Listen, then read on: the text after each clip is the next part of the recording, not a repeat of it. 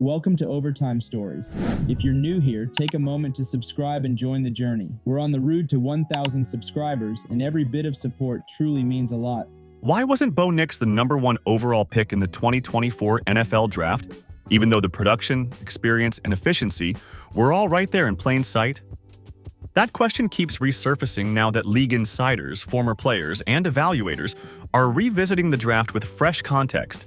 The issue was never about whether Bo Nix could play football. The concern was about perception, narrative fatigue, and timing. Nix entered the draft carrying the weight of a long college career, stretching from Auburn to Oregon, which oddly worked against him. Front offices quietly questioned why someone with that many starts still felt unfinished to some evaluators. That label stuck unfairly. While other quarterbacks were praised for upside and projection, Nix was boxed into a known quantity category, even though his final seasons showed clear evolution. Teams chasing ceiling often undervalue readiness.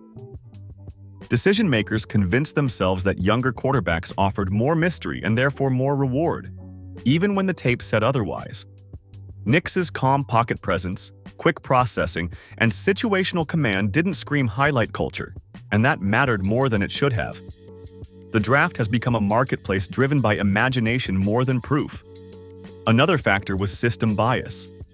Nix thrived in an offense that emphasized rhythm, timing, and smart reads, which some evaluators lazily dismissed as scheme-dependent. That critique ignored how the NFL itself is trending towards similar concepts. Multiple teams privately admitted post-draft that they overthought his system fit instead of appreciating how seamlessly his skills would translate.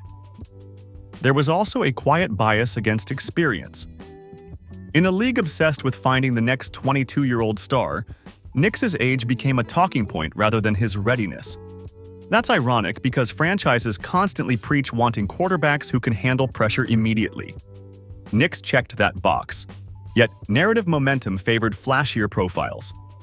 Media mock drafts reinforced the echo chamber, pushing certain names higher while treating Nix as safe instead of special.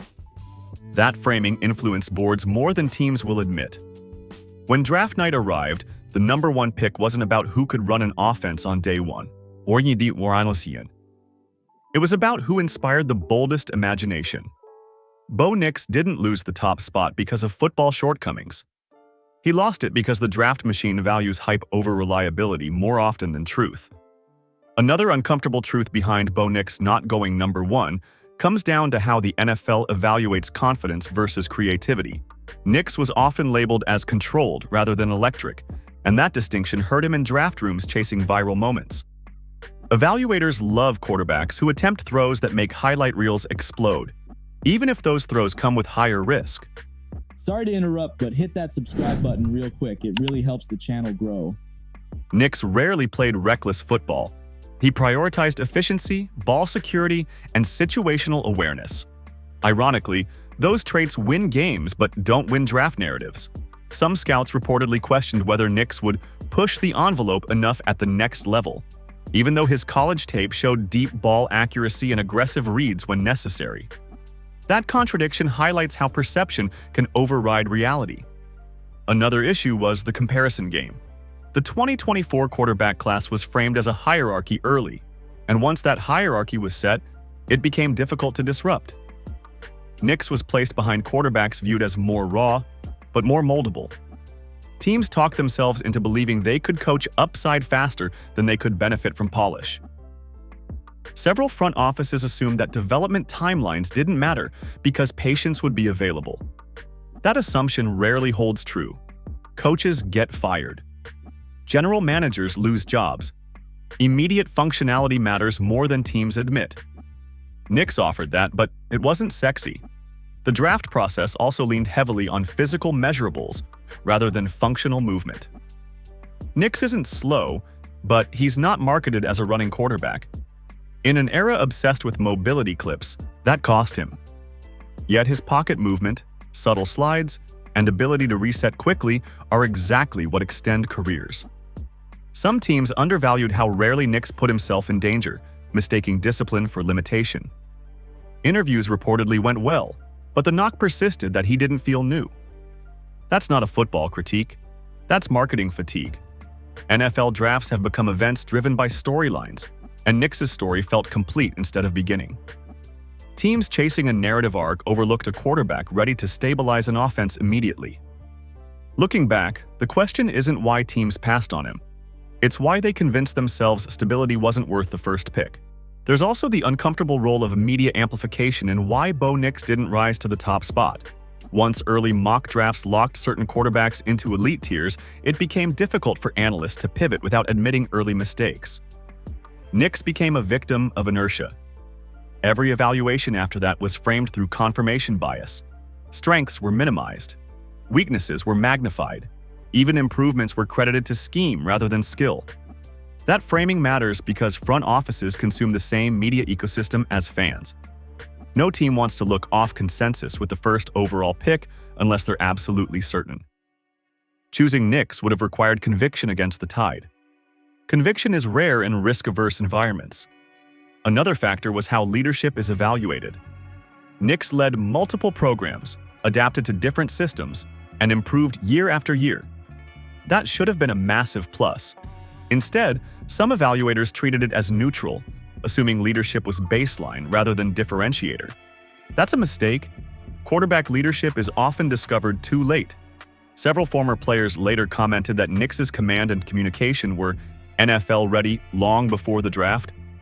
But leadership doesn't show up at the combine. It doesn't trend on social media. It's quiet. Quiet gets ignored. There was also skepticism around ceiling versus floor. Draft rooms love ceiling talk. Nix was seen as having a high floor but a capped ceiling, despite evidence suggesting continued growth. That label stuck because it was easy. Easy labels spread fast. The irony is that many quarterbacks taken ahead of Nix will spend years trying to reach the level of consistency he already showed. Hindsight evaluations are already shifting, with some executives privately acknowledging they misread the market. Drafting isn't just about talent. It's about courage. Teams lacked courage to trust what was already proven. Bo Nix wasn't overlooked because he couldn't be number one. He was overlooked because being right quietly is less appealing than being bold loudly. What makes this situation feel scandalous now is how quickly the narrative has begun to flip. Early professional reps and internal evaluations have confirmed that Bo Nix processes information faster than many quarterbacks drafted ahead of him. That reality forces uncomfortable reflection. Teams that passed are now rationalizing, while teams that believed feel validated. The league often learns lessons late. Nix's accuracy under pressure, decision speed, and command of protections are traits that usually take years to develop. He arrived with them. That's not accidental. It's the product of experience being undervalued. The NFL preaches learning from mistakes, yet repeats the same draft biases every year. Younger gets mistaken for better.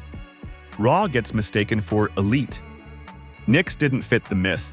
Another layer is coaching fit. Some teams feared that selecting Nix would require adapting their offense, rather than forcing him into an existing scheme. That reluctance cost them. Quarterbacks succeed when systems adapt to their strengths. Nix's strengths are adaptability itself. Teams now studying his film admit his game would have translated in multiple environments. That versatility should have elevated his stock, not suppressed it. The draft, however, rewards specialization over flexibility. There's also an ego component. Coaches want to mold quarterbacks. Drafting someone already refined can feel like losing creative control. That's rarely said out loud, but it matters. Nix didn't need rebuilding. He needed opportunity. Opportunity went elsewhere. The scandal isn't that Nix wasn't number one. The scandal is that the league keeps mistaking development for progress. Progress is execution. Nix executes. That truth is becoming harder to ignore. So why wasn't Bo Nix the number one pick? The real answer is layered, uncomfortable, and deeply tied to how the modern NFL draft operates. It wasn't arm talent. It wasn't intelligence. It wasn't leadership. It was narrative economics. The league is addicted to projection because projection sells hope. Hope buys time. Time buys job security. Drafting a quarterback like Nix requires confidence that doesn't rely on mystery. It requires belief in fundamentals, repetition, and readiness. Those qualities don't dominate draft headlines, but they dominate win columns. The irony is that teams constantly say they want quarterbacks who can handle adversity immediately, yet pass on those who already have. Nix represented a mirror. Teams didn't like what it reflected. They saw a player who challenged their evaluation habits. It was easier to pass than to change thinking. As the season unfolds and comparisons become unavoidable, the question will grow louder. Not because Nix is perfect, but because he was predictable in the best way. Predictable competence is undervalued until chaos hits. When chaos hits, everyone wishes they chose stability. That's when drafts get re-examined. That's when narratives flip. Bo Nix didn't miss out on being number one. The number one pick missed out on him. As more tape circulates and more internal league chatter leaks out, the Bo Nix conversation has quietly shifted from draft night debate to organizational regret. Multiple teams that passed on him are already doing internal self-scouts comparing their quarterback situations to what Nix is showing in real time. That kind of review doesn't happen unless doubt has crept in. Coaches are noticing how quickly Nix absorbs corrections, how efficiently he communicates protections, and how rarely he puts the offense in bad situations. Those traits don't trend on draft night, but they dominate Sundays. One assistant coach reportedly described Nix as boringly subs-effective, which in NFL language is a compliment of the highest order. Boring quarterbacks win divisions. Flashy ones sell jerseys. Draft rooms often confuse the two. Another detail gaining traction is how defenders talk about him. Defensive players prepping for Nix describe him as annoying to play against because he doesn't give them mistakes to capitalize on. He takes the check down. He throws the ball away. He keeps chains moving. That wears defenses down. The scandal angle comes from how openly some evaluators are now admitting they overcorrected for past draft mistakes. Teams burned by older quarterbacks in previous drafts swung too far in the opposite direction, convincing themselves age and experience were liabilities instead of assets. That overcorrection cost them. Nix became collateral damage of league-wide fear. Fear drives bad decisions. The NFL loves to say it's a copycat league, but it's really a fear-based one. One team's failure becomes everyone's cautionary tale. Instead of evaluating Nix on his own merits, teams evaluated him through the lens of past disappointments. That's lazy scouting. Some front offices now believe Nix would have been the safest pick in the entire class. Not because he lacks upside, but because his downside is controlled. Controlled downside keeps jobs intact. Ironically, the teams that needed that stability most were the ones chasing home runs. The longer the season goes, the harder it will be to ignore that mismatch. Draft history is full of these moments where the player everyone labeled safe ends up being the one everyone wishes they had trusted. Bo Nix is entering that chapter fast. This is where the story stops being about Bo Nix and starts being about how the NFL evaluates quarterbacks as a whole. His situation has reignited debates inside scouting departments about whether the league has drifted too far toward projection and away from production. Quarterback evaluation used to reward command, anticipation, and leadership. Now it rewards traits that look good in shorts. Nix didn't lose the number one spot because he lacked talent. He lost it because he challenged the league's preferred storyline. He didn't need saving. He didn't need rebuilding. He needed belief. Belief is harder to sell than potential. Potential can be anything. Belief requires evidence. Nix brought evidence. Teams ignored it. As more games are played and more comparisons become unavoidable, the silence around that decision will get louder. Executives don't like admitting they were wrong, but football forces honesty eventually. Wins expose truth. Losses amplify mistakes. The scandal isn't that Nix slipped, it's that the league keeps repeating the same evaluation errors while pretending they've learned. Experience is still undervalued. Readiness is still misunderstood. Leadership is still treated as a bonus instead of a baseline. Nix represents all three. The number one pick wasn't about who could play quarterback best right now. It was about who fit the league's preferred myth. Myths don't win games, quarterbacks do. Bo Nix is proving that in real time.